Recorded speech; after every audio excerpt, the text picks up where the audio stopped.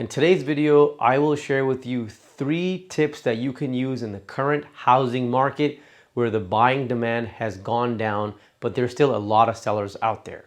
So if you are a buyer right now and want to take advantage of the market and save thousands of dollars, you definitely want to stay till the end of this video.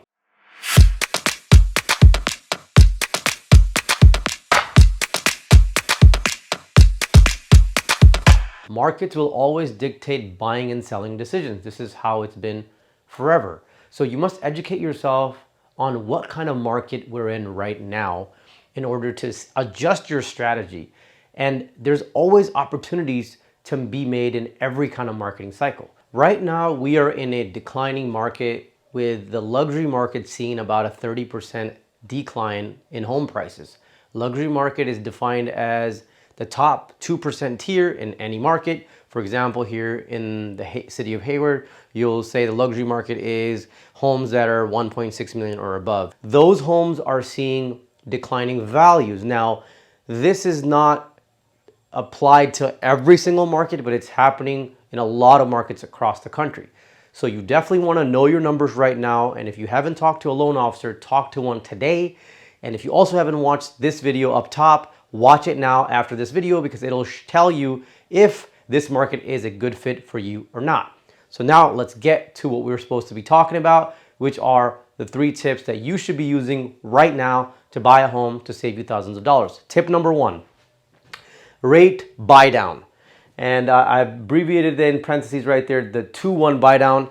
And what that pretty much is you can get seller concessions from the seller credits in your transaction, which are not common or pretty much not really available during a seller's market. Right now, we're more of in a buyer's market with declining values. You can request seller credits that you can use towards your rate buy down and get a rate that is lower than the current rate right now and lock it in for 2 years. So here's how this works. So say the current rate right now is 6.875 and your loan amount is $700,000. Your current principal interest payment is going to be $4,598.50. Say you use the rate buy down for the first year. Your loan amount stays the same, but your rate buy down rate can be almost 2% lower in some cases. Say in this case, it was at 4.875%. So your principal and interest would be $3,704.46. Your monthly P&I difference from the original rate, if you locked the 6.875% and then the 4.875%, is $894.04. A total saving for the whole year of $10,728.48. Now, the rate buy down for the second year, loan amount stays the same, but the rate is going to be about 1% higher than what the initial buy down was. So it'll be 5.875%. And the principal interest on that would be $4,140.76. Monthly P&I difference of $457.74. Total savings for the second year would be $5,492.88. Your total savings for both of those years would be $16,221.36. Now you're probably wondering what the 2-1 means. So with the rate buy down, if your initial rate was 6.875, like I showed you on the board there, the first year the rate is going to be locked for 1 year, and it's usually going to be 2% to a 1.5% lower than the average rate. So I showed you in this case it was 4.875. So it'll be locked for that for the first year. And then the rate will go up about 1% higher than that lock. So it'll be close to 5.875, and it'll be locked for the second year.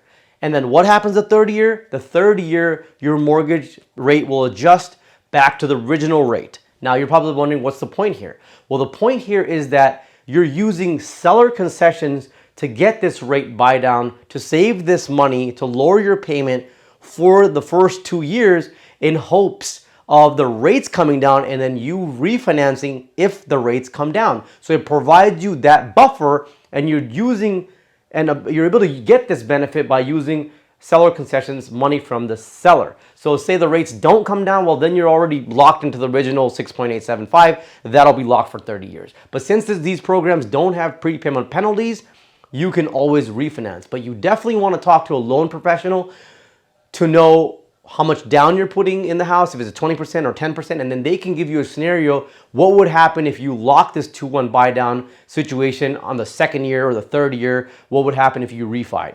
But these programs are being utilized today, and a lot of people are saving money by using seller concessions. Number 2, seller concessions overall. So obviously we talked about doing the rate buy down by taking the seller concessions and using them and applying them for this rate buy down. But you can even ask for more concessions in some cases, depending on what market you're in and how desperate the buyer is, because how desperate the seller is, because there's a lot of desperate sellers out there that need to sell right now. So you can ask for more seller concessions that can be applied towards closing costs. So the 2-1 buy down is one thing, which is also part of your overall closing cost, but you can have them give you more credits or concessions that you can now apply for your escrow fees, your appraisal fee, and other things that are coming out from your wallet that are considered as closing costs. And you can get yourself a deal with just worrying about your down payment and getting your closing costs all covered by the selling party. Number 3, make aggressive offers, guys. Like I mentioned to you, there's serious sellers out there and just not enough buying demand. So if you're in the market and the numbers work good for you right now, and you've run the numbers with your loan officer and the number is lower than the rent or at par with the rent, or is just comfortable for your lifestyle, it's a great time to buy, because this is the time when you can really make disrespectful offers that are lower than the purchase price and get your offer accepted. So make sure what you wish for, because it might come true. That's it for today, guys. Thank you for watching so much. If you thought this video was valuable, leave me some love below by leaving a comment, and don't forget to follow us and subscribe to our channel. Until next time, this is Karan Singh.